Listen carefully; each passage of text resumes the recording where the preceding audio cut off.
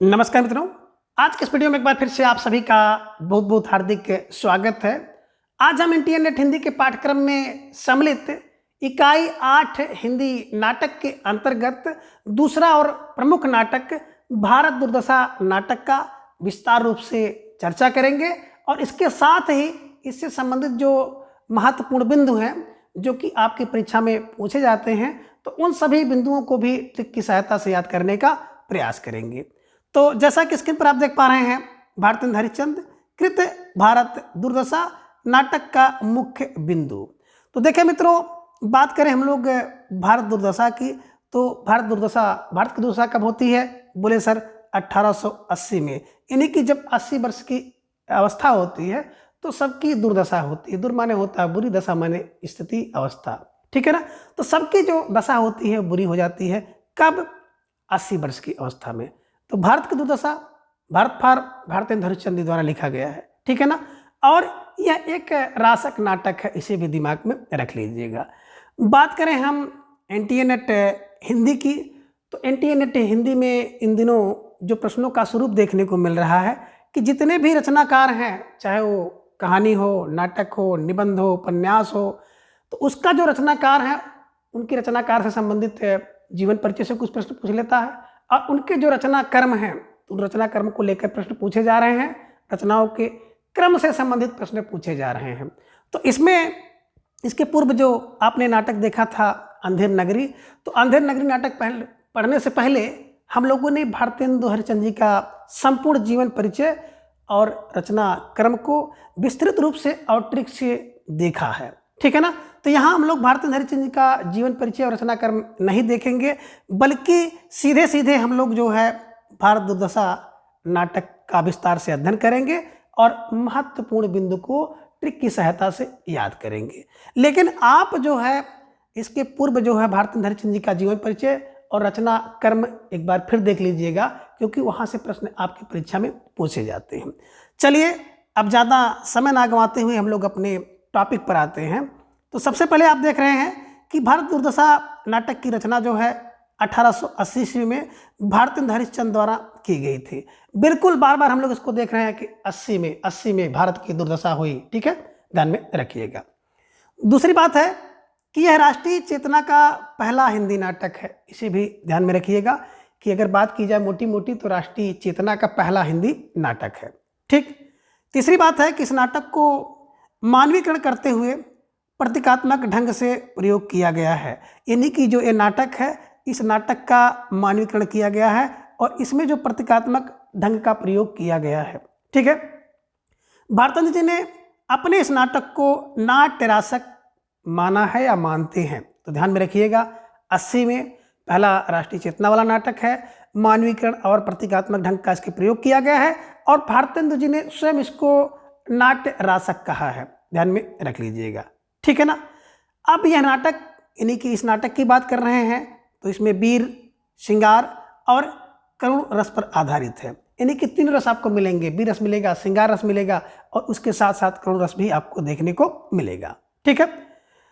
अगली महत्वपूर्ण बात बता रहे हैं कि इस नाटक में भारतेंद्र जी ने प्रतीकों के माध्यम से तत्कालीन स्थिति का वर्णन किया है, ठीक है ना। प्रतीकों के माध्यम से, चिन्हों के माध्यम से किसका? तत्कालीन भारत की स्थिति का वर्णन किया है। कभी कभी प्रश्न पूछ लेता है कि भारतेंद्र जी ने इस नाटक में किसके माध्यम से भारत की स्थिति का वर्णन किया है, तो बिल्कुल सही आंसर होगा प्रतीकों के माध्यम से, ठीक है। चलिए अगली जो महत्वपूर्ण बात है कि वे भारतीयों से भारत की दुर्दशा पर रोने और इस दुर्दशा का अंत करने का आह्वान करते हैं। इस नाटक के माध्यम से भारतेंद्र हरिश्चंद्र जी भारतीयों से भारत की दुर्दशा पर रोने और इस दुर्दशा का अंत करने का आह्वान करते हैं। आह्वान माने पुकारना, बुलाना, इसे ध्यान में रखिएगा, ठीक है। और अगली महत्वपूर्ण बात है कि वे ब्रिटिश राज और भारत की आपसी कलह को इस दुर्दशा का कारण मानते हैं, है ना। जो भारत की दुर्दशा होती है उस दुर्दशा का मुख्य कारण क्या मान रहे हैं? एक तो ब्रिटिश का राज यानी कि ब्रिटिश शासन, और दूसरा जो भारत का जो भारतीय हैं उनकी आपसी कलह, यानी कि कलह माने झगड़ा, विवाद आदि जो है भारत की दुर्दशा के प्रमुख कारण हैं। कभी कभी प्रश्न पूछ लेता है कि भारत की दुर्दशा के आधार पर भारत के है ना। दुर्दशा के प्रमुख कारण कौन कौन से हैं? तो पहली चीज क्या है? ब्रिटिश राज। और दूसरा क्या है? भारत के आपसी कलह को भारतेंदु हरिश्चंद्र जी ने क्या माना है? इसका कारण माना है। ठीक है, चलिए अब आगे बात करें। डॉक्टर रामविलास शर्मा जी के शब्दों में इन्होंने बताया है कि भारत दुर्दशा में उन्होंने यानी कि भारतेंदु जी ने पढ़े लिखे लोगों को भी अकेले कुछ कर सकने में असहाय दिखलाया है। बहुत महत्वपूर्ण बात इन्होंने कही है कि रामविलास शर्मा जी कह रहे हैं कि भारत दुर्दशा में भारतेंदु जी ने पढ़े लिखे लोगों को भी, है ना, अकेले कुछ कर सकने के लिए असहाय हैं, ऐसा इन्होंने दिखाया है। ठीक है, इसे ध्यान में रख लीजिएगा। पात्र परिचय की बात करें तो भारतेंदु हरिश्चंद्र कृत जो नाटक है भारत दुर्दशा, उसके प्रमुख पात्र हैं योगी। दूसरा भारत खुद है, ठीक है ना, क्योंकि प्रतीक के माध्यम से सारी बातें आप देखेंगे। ठीक है ना। भारत भाग यानी कि भारत का भाग्य। आशा, भारत की आशा भी होगी तो आशा एक पात्र है। बुद्धिजीवी वर्ग भी इस नाटक के एक पात्र हैं। ठीक है ना। नाटक के 5वें अंक में आपको किताब खाना मिलेगा, है ना। सभापति बंगाली अगला पात्र है। महाराष्ट्रीय पात्र के रूप में आप देखेंगे। एडिटर हैं कवि, एक देसी महाशय भी हैं और दूसरा देसी महाशय है। तो इस प्रकार से इन पात्रों को आप दिमाग में रख लीजिएगा। इन पात्रों से संबंधित प्रश्न जो है आपकी परीक्षा में पूछे जाते हैं। ठीक है ना। योगी भारत, भारत का भाग है, भारत की आशा है, बुद्धिजीवी वर्ग है ना, किताब खाना है, सभापति बंगाली, महाराष्ट्री, एडिटर कवि, एक देसी महाशय और दूसरे देसी महाशय इस नाटक के प्रमुख पात्र हैं। विलेन की बात करें यानी कि जिसे हम लोग कहते हैं खलनायक में देखेंगे तो खलनायक कौन कौन है जो भारत की दुर्दशा के कारण हैं? इनमें देखेंगे भारत दुर्देव, दुर्देव, दुर्देव माने बुरा देव, भारत का दुर्देव। निर्लज्जता, ये भी विलेन है, विलेन पात्र है। सत्यानाश एक पात्र आप देखेंगे, है ना, सत्यानाश भी एक पात्र के रूप में चित्रित है और विलेन है। फौजदार, ये भी पात्र है। रोग, जो भारत में उस समय रोग बीमारियां थी, वो भी एक पात्र के रूप में है और भारत की दुर्दशा के लिए खलनायक का काम कर रहे हैं, विलेन का काम कर रहे हैं। आलस, तो आप इससे परिचित हैं कि जो भारत में आलस्य है कूट कूट कर भरा हुआ है। ठीक है ना। तो आलस्य भी भारत की दुर्दशा का कारण है।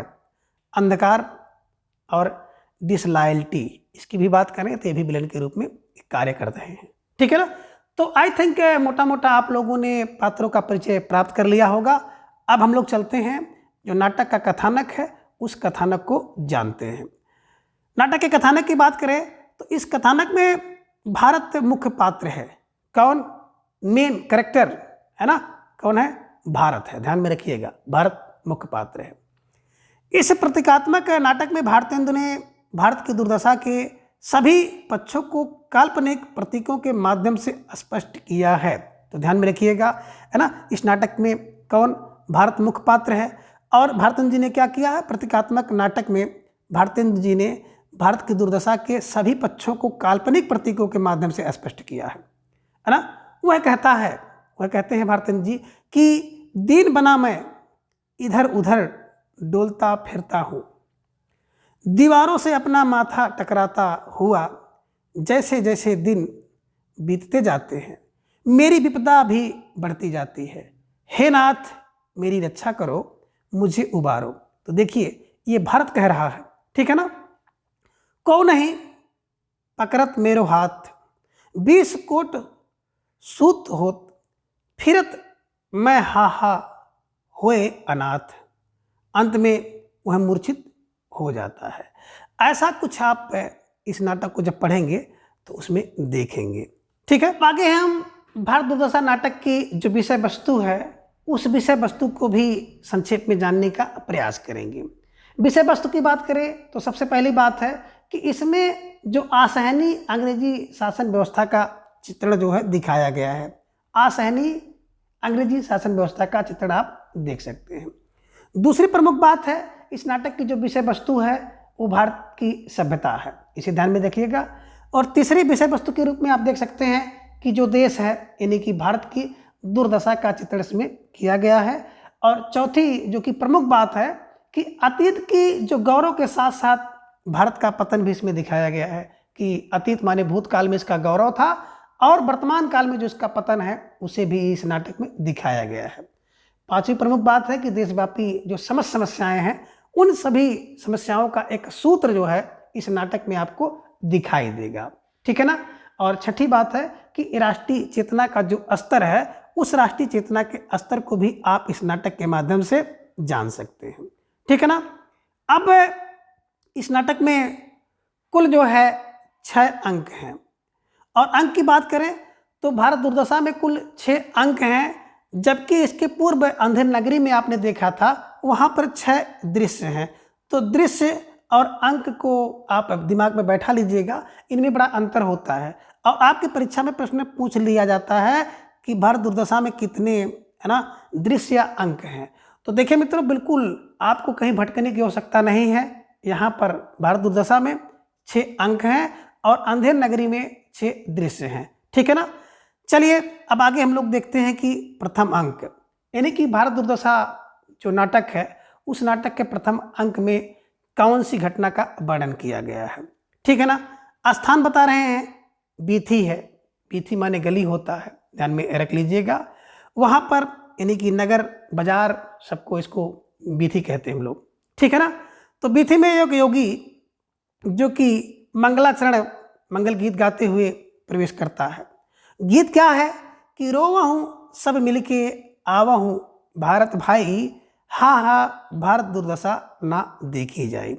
तो मोटी बात प्रथम अंक में किसके, भारत दुर्दशा के। कौन, एक योगी, एक स्थान क्या है बीथी में, क्या करता है मंगलाचरण गाते हुए प्रवेश करता है।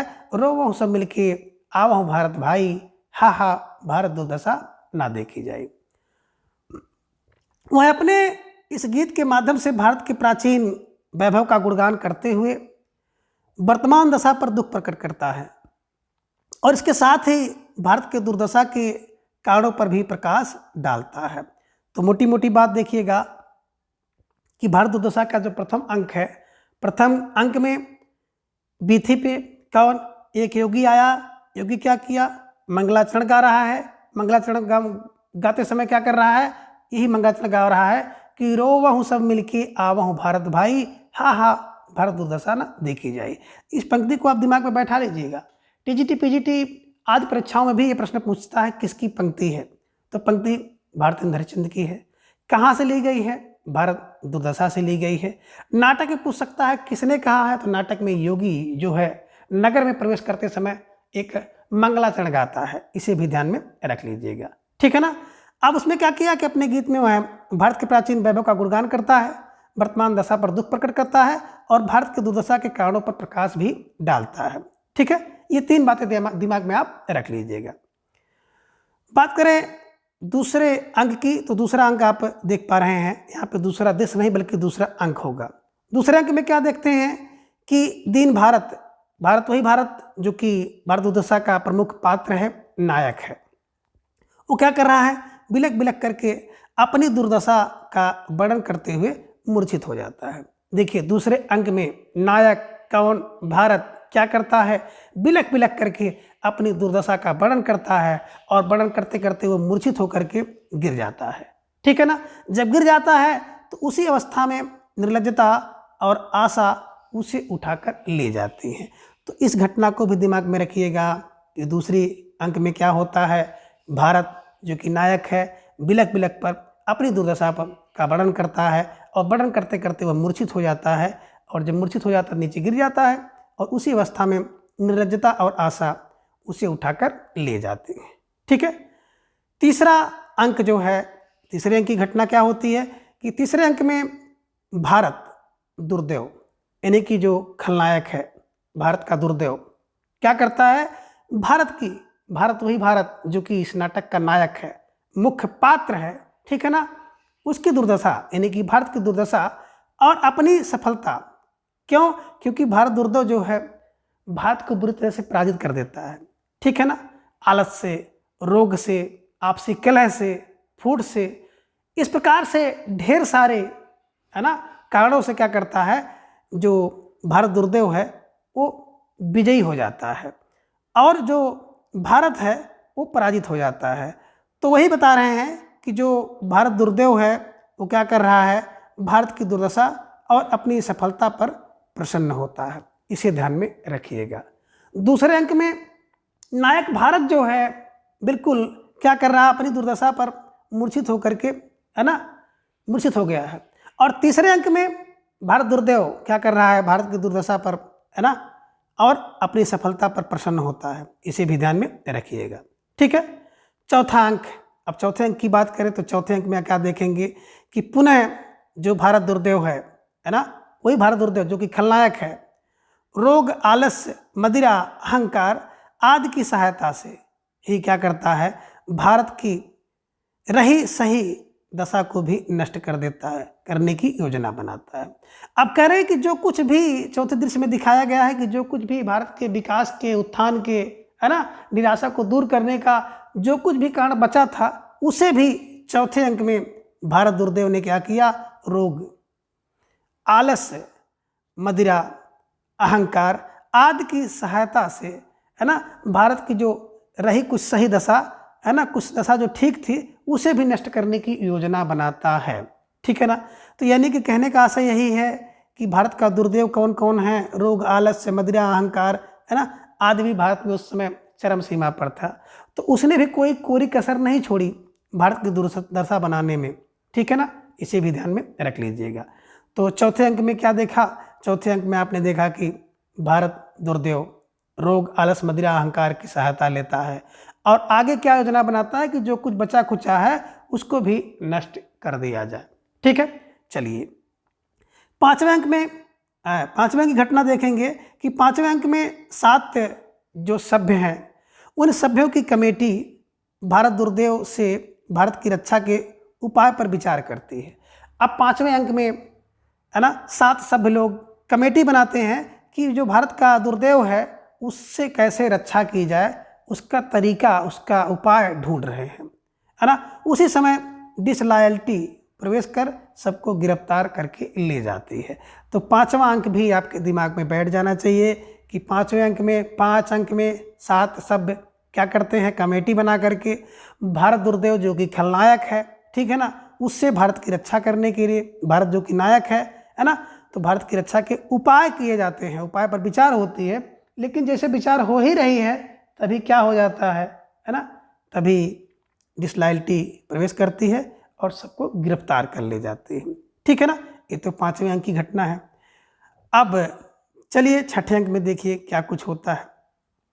अब छठे अंक में क्या दिखाई देता है कि भारत का जो भाग्य है ना, भारत का भारत भाग्य मूर्छित हो जाता है और भारत को जगाने का प्रयत्न करता है। ठीक है ना। वह उसे प्राचीन गौरव की स्मृति दिलाता है। देखिए कभी कभी क्या होता है, जब कोई व्यक्ति बहक जाता है, ठीक है ना, कुछ भूल जाता है, तो लोग उसको जगाने का प्रयास करते हैं, प्राचीन यादों को याद कराते हैं। कह रहे तू बचपन में बड़ा तेज रहे हो, पढ़ने में ब्रिलियंट रहे हो, ये था वो था, तुम हाई स्कूल टॉप किए थे, अब तुम्हारी बुद्धि विवेक कहाँ चला गया, तुम कहाँ जा रहे हो। तो सेम इसी प्रकार की बातें छठे अंक में जो भारत भाग्य मूर्छित भारत को जगाने का प्रयत्न कर रहा है, वह उसे प्राचीन गौरव की स्मृति दिलाता है। अंग्रेजी राज्य में उन्नति की संभावनाओं पर प्रकाश डालता है। कहता है अंग्रेजी राज्य है फिर भी यहाँ उन्नति की ढेर सारी संभावनाएं हैं। जब उधर से भी उसकी आशा नष्ट हो जाती है तब वह अंत में निराश होकर सीने में कटार मार लेता है। ठीक है ना। तो अंत में आपने क्या देखा कि जो भारत है वो कटार मार लेता है और कटार मार कर अपना अंत कर लेता है। ठीक है। तो छठा अंक और अंतिम अंक है, इसमें जो भारत का भाग्य है मूर्छित भारत को जगाने का प्रयत्न करता है, उसे प्राचीन गौरव की स्मृति दिलाता है ना, और अंग्रेज राज्य में उन्नति की संभावनाओं पर प्रकाश डालता है। और जब उधर से भी उसकी आशा नष्ट हो जाती है तो अंत में निराश होकर अपने सीने में कटार मार लेता है। ठीक है ना। अब एक बार फिर से आप ये जो 6 अंक हैं, 6 अंक को एक बार सशरीर तौर पर देख लीजिए, दिमाग में बैठा लीजिए। प्रथम अंक में, हाँ, पा से प्रथम में स्थान बीथी में क्या होता है, योगी मंगलाचरण गाते हुए आता है और क्या करता है, वह अपने गीत के माध्यम से प्राचीन भारत के गौरव की, है ना, गौरव और वैभव का गुणगान करता है, वर्तमान दशा पर दुष्प्रकट करता है और भारत के दुर्दशा के कारणों पर भी प्रकाश डालता है। दूसरे अंक की बात करें तो भारत बिल्कुल क्या कर रहा है, दीन हो गया है, बिलक बिलक करके अपनी दुर्दशा का वर्णन करता है, मूर्छित हो जाता है और मूर्छित अवस्था में निर्लज्जता तथा आशा उसे उठाकर ले जाती हैं।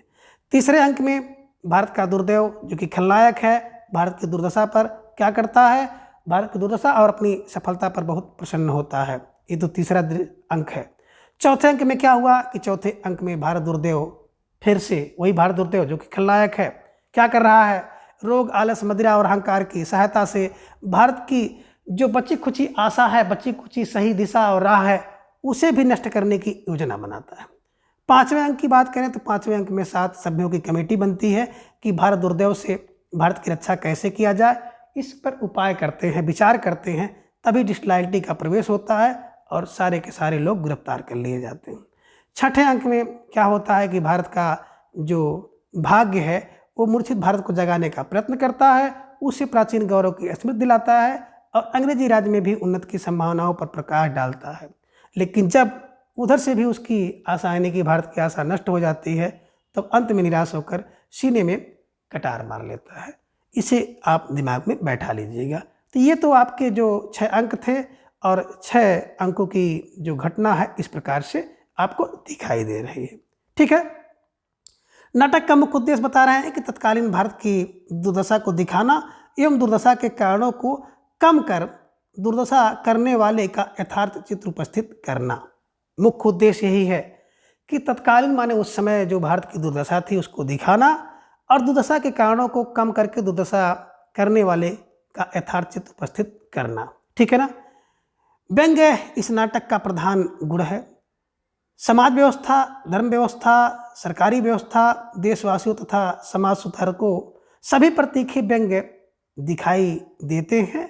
इसमें भारतेंद्र जी की राजभक्ति तथा भारत का धन विदेश जाने की चिंता भी साफ साफ नजर आती है। और वो कहते हैं, अंग्रेज राज सुख साज सजय सब भारी, पै धन विदेश चली जात यह अति ख्वारी।